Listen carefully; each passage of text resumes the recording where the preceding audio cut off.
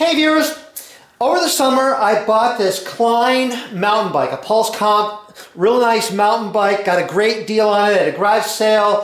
One thing I noticed on there is that the Quadra 21R shocks were kind of stiff. They moved, but not much. And I've overhauled these kind of shocks before, and it's not too difficult. So when I got home, I opened up these top caps here using a 6.22 millimeter socket, just unscrewed those to take a look at the stacks of elastomers, see what they look like, and I'll show you what I found here. Somebody had replaced the elastomers in there with wooden dowels. I've never seen that before, so that's why they were barely moving. But this is a pretty nice mountain bike. I want to get it going again, and so what I've done is I went on eBay and bought another pair of Quadra 21R shocks, and I've already verified that the elastomer stacks are in these. So what I'm going to do is I'm going to go ahead and replace these wooden dowels with the real elastomers out of these shocks. But while I'm at it, I'm going to go ahead and just overhaul these, clean them, lube them, and make sure that there's nothing else wrong in there at the same time.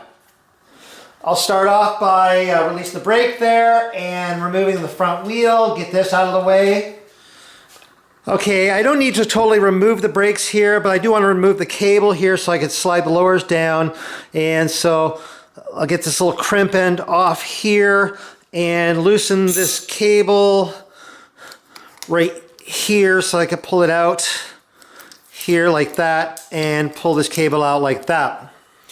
And as I said, I've already unscrewed these top caps using a 6.22 millimeter socket, and then if I just kind of push up like this, it'll push those stacks out, and I just pull them out like this. Okay, now deep down inside the shock on each side, there's a 5 millimeter Allen bolt that I need to remove on each side, so I drop these lowers down. And so what I have is a 5 millimeter Allen socket here, a very long one. This is probably about 5-6 inches long here, and I have an extension. You need a long one. A regular, just a short little Allen socket will not work. You need to get a long one. I got these off of Amazon, and so I reached down there, and there's a hole down there. I got to kind of get this down inside the hole, and when it goes down through the hole there, now I can feel it engage with the bolt down there. And so I got my ratchet wrench here, and so I'm going to work on loosening that bolt down there, and they can be tight sometimes, depending, and this one's not tight, so I'm going to go ahead and loosen this bolt here.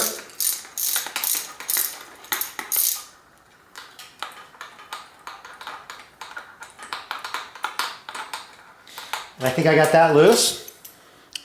And then go to the other side, same thing, get it down through the hole there, get it engaged with the bolt down at the bottom, get my wrench on here, and then work on loosening that, and good, this one's not super tight either. There, I think I got that one completely loosened in there. And then after I've got those bolts loosened in there, I should be able to pull these lowers down. If they're real stiff, you might need to use a board to kind of pry it down a little bit, but I don't think these are, so I go ahead and pull those down like that. And so then I could remove the boots here from the lowers, and they actually look pretty clean down in there. Everything is pretty clean. And then there's these little things that stick down through the bottom there, and then there's these little bushings down there, and they're kind of being held on to these screws here with a little O-ring there. So go ahead and pull those off, and don't lose that little O-ring there. Like that. Okay, and then there's these little parts down here. I want to push them up through the tops of these tubes there. So I usually use like a long rod. I got like a long Allen wrench here, but just something like a long rod. And I'm going to push these up here and just push these out through the top here like this, and just get these out of the tubes here like this. Okay, so here's all the parts, including the stacks from the donor shocks that I pulled out. And so I'm going to go ahead and clean up all these parts just using probably degreaser and maybe dish soap and warm water. Just kind of wash everything here and get ready to put it back together. And here's all the parts after I cleaned them. I just used warm water and liquid dish soap and a scrub brush and just kind of clean them all up, and they look pretty good now. I also want to clean these uppers here, so I just have some degreaser. So I'll just kind of spray these on here like this and use a rag to kind of clean off all the old grease off of these. And I also want to clean the inside of these uppers here, so I'll just spray a little bit of degreaser down inside there.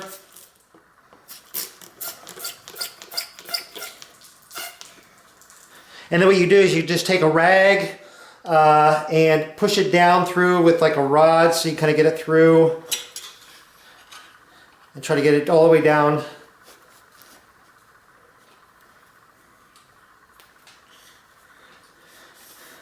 And if you can get it out through the bottom here, then you can pull it out through the bottom and get it through there, and hopefully work that through a few times to kind of get the inside of these cleaned out. Okay, so now I'm ready to start putting everything back together. I'm going to lubricate everything. Being RockShox, you can use Judy Butter, which is their old lubricant, and that's the old stuff. They relabeled it as SRAM Butter now, after SRAM bought RockShox. Or you can use something like Slickoleum or Slick Honey. This stuff is actually a little bit cheaper if you can find it, and but this is what I'm going to use, is the Slickoleum. So what I need to do is lubricate these bushings down inside the lowers here. There's a bushing like right here, and then there's another one like about 3 inches down. And so what I want to do is just take like a little bit of this Slick Honey here and just rub it down along the inside of that lower bushing, and then get a little bit more and run it up along the inside of this upper bushing. And I'm going to do this on both sides. Just get it and reach down. You can always use like a screwdriver or something to reach down and get it onto that lower bushing there, and then get a little bit on this upper bushing there like this. And make sure you use the proper grease like Slickoleum or the SRAM Butter, Judy Butter stuff, because this stuff is safe for the components that are inside the shocks. If you use just generic regular grease, it can harm the plastics and the elastomers in there. So use the proper types of grease designed for shocks. Okay, so I have these little parts that came out from the bottom, I pushed up out from the inside of these shocks there, and I want to go ahead and take a little bit of the SRAM Butter there and run it around this little top part here, this little plastic part here. It's like plastic or rubber or something there. Just put a little bit of the Slickoleum around there, and you can always just run it up along these parts as well. Just get everything kind of like lubed up there, like this. And then I'm going to drop these down to the inside here until they come out through the bottom. I might have to push them down a little bit. And then I have these little bushings that came off the bottom of these little bolts here. There's a little recessed area here. That's where that little O-ring goes. And so that's going to go facing down. So I'll just slide these up over this little screw like this. And then I got the little O-ring here, and I'll slide the little O-ring on here, and this will help hold this little bushing in place. So I kind of want to push the little O-ring up as far as it'll go. And the same thing on this other side. Get that bushing in place. Now, very important, before you install the lowers, you want to install these boots, because after you got the lowers on there, you can't install the boots. So make sure you install these boots before you install the lowers, and you're just going to kind of work these up here like this. Be careful not to tear them, because they're kind of hard to replace. Now, we've already kind of lubed up those bushings down in the lowers, and they're going to be sliding up along these parts here, along these uppers, but it can't hurt to go ahead and just put a thin layer of grease along these uppers here as well. Okay, so now I'm ready to install the lowers here, and you want to make sure you install them the correct way. So you're going to have the brakes facing forward, and like the derailleur or the hanger here facing forward. And I'm just going to slide these up and kind of work them on, and I'm going to push them kind of all the way up there, and I'm going to kind of hold them in place there.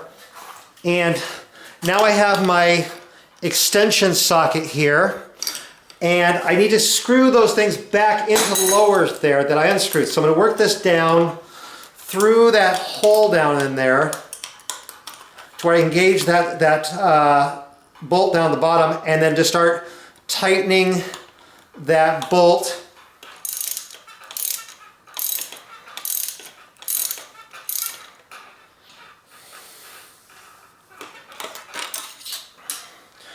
and then go to the other side over here. And it helps if you kind of push these up a little bit, and I'll get this socket down through the hole in the bottom there, get engaged with the bolt there, and start tightening the bolt.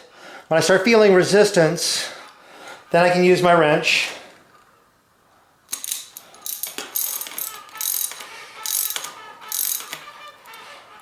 And then tighten that in.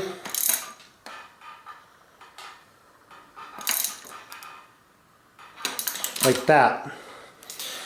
And you see how smoothly these move now. Like if I lift these up, they just kind of fall down on their own because they're nice and lubed up now.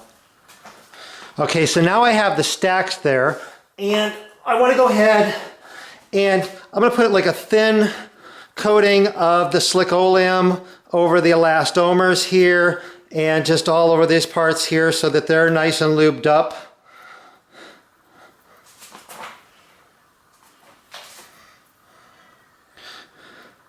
Doesn't need to be a super heavy coat on these, but just like to have like a thin coating to help them keep from drying out, and everything moves nice and smoothly inside there. And then I'm going to drop these down inside the shocks like this.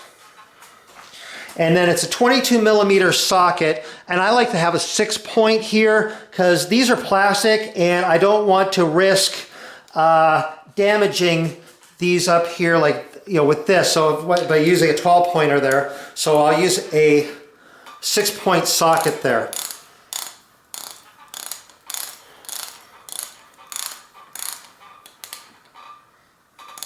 And I'll tighten these down, but they don't need to be super tight because I don't want to like strip them out. Again, they're just plastic.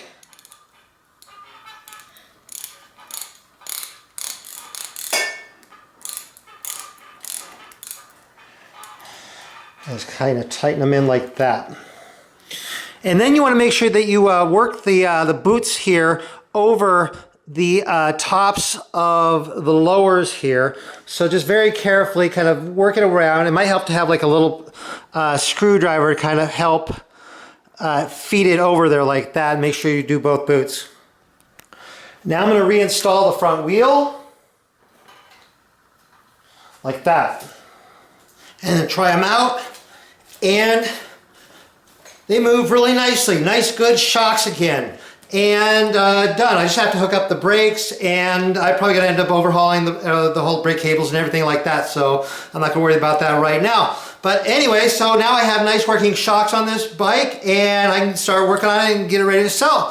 Hope you found this useful or interesting. If you did, please give my video a thumbs up. If you're not subscribed to my channel, click the big subscribe button. You'll see new videos that come out. I'm always coming out with new videos. I'm over on Facebook, RJ the Bike Guy. Go over there, like that page. I post a lot of stuff over there. Like I had posted pictures of those Dowels in there a while back when I discovered that. And I have a webpage, rjthebikeguy.com. Go over there, sign up for that page, and I have my videos categorized. I have forums where you can post stuff and ask questions. Anyway, thank you very much for watching.